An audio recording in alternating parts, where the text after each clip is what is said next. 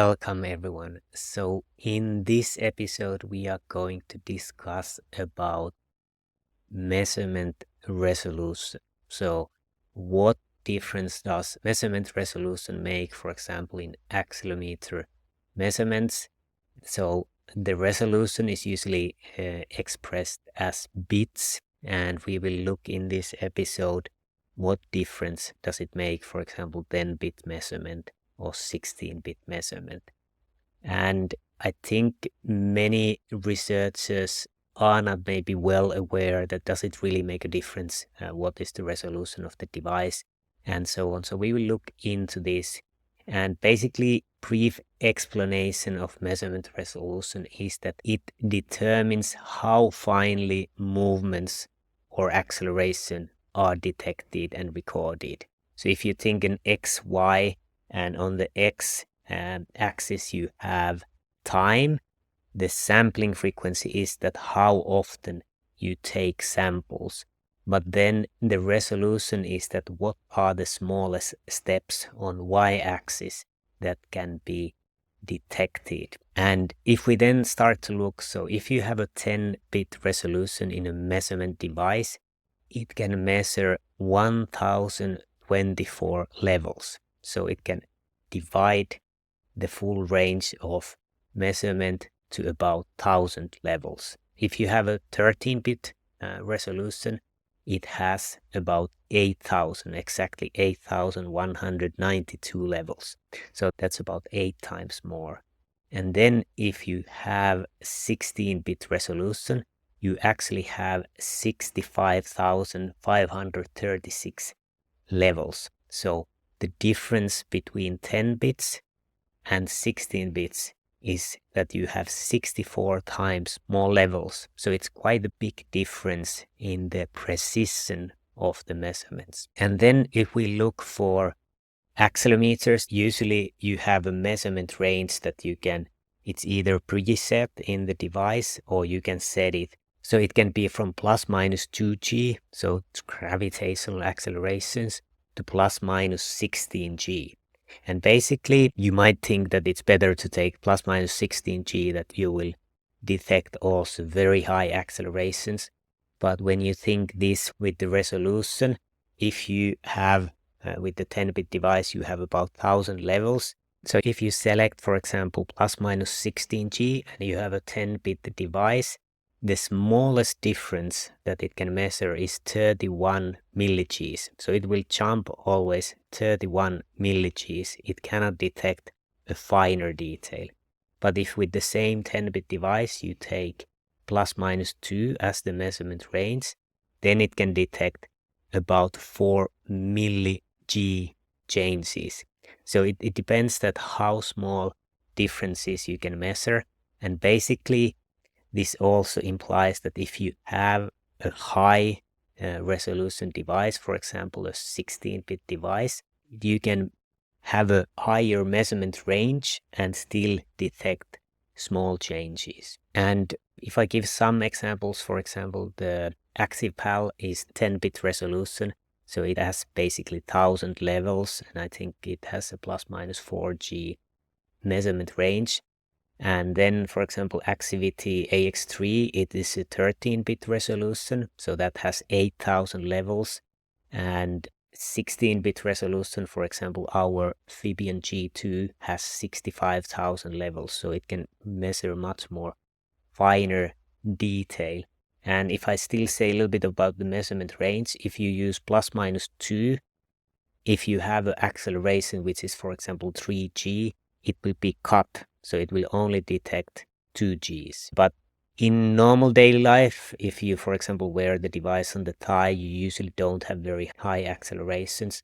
But there's a risk that, for example, if you do higher intensity activity, you, for example, play some ball sports, you will cut the signal and you won't detect the full intensity of the activity. So when you have a higher resolution device, you can put also the measurement range higher and you will detect also the highest intensity activities or the highest accelerations. And the high accelerations you can also, for example, our bones, they need acceleration, they need impacts. And basically accelerations are kind of a proxy for impacts that our bones are experiencing.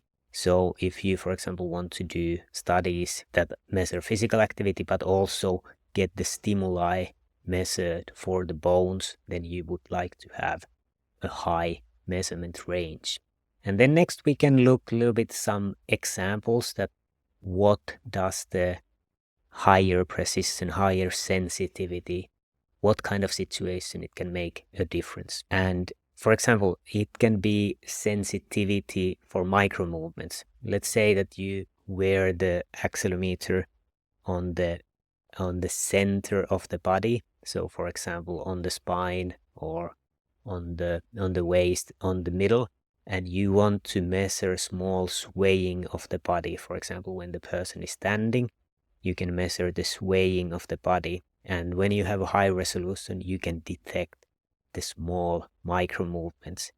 Or for example, during walking, you could be measuring the swaying on lateral direction, which could, for example, give some indication of the balance and neuromuscular systems health of the person, how much they are swaying during walking. And you could, for example, link this to the walking speed, which you can detect from, or you can estimate from the propulsion acceleration. And this could be used, for example, to estimate fall risk, which is quite a hot topic with the aging populations.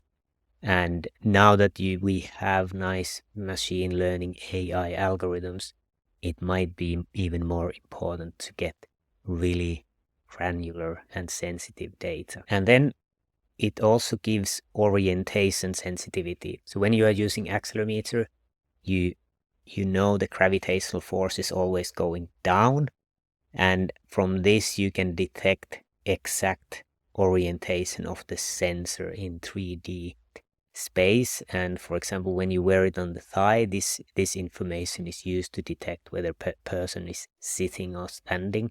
And when you have a higher resolution sensor, you can detect the smaller changes in the orientation of the thigh. And yeah, if you sit in a normal chair or stand, it's not difficult to detect. But if you, for example, use different kind of active sitting solutions, measuring exactly the position and micro movements might benefit from a higher resolution. And also, if you, for example, wear it on the wrist, there is now algorithms that can, for example, detect eating behaviors, that how the algorithms can detect when the person is putting the fork or spoon to the mouth and how many times they do it.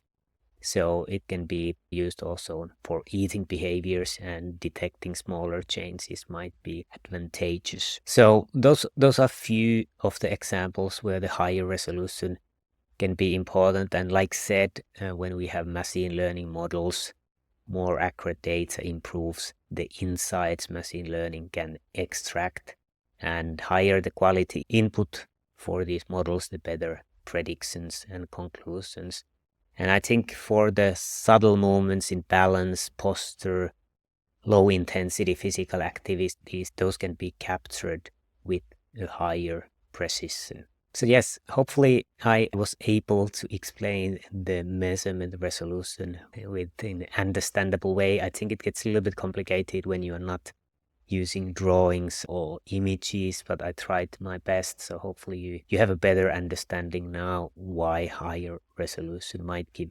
And it's in some studies. And if you're interested for high resolution measurement devices, maybe check our new Fibion G2 device. And if you have any questions, comment, feel free to be in contact with me. And thanks for listening, and have a great day.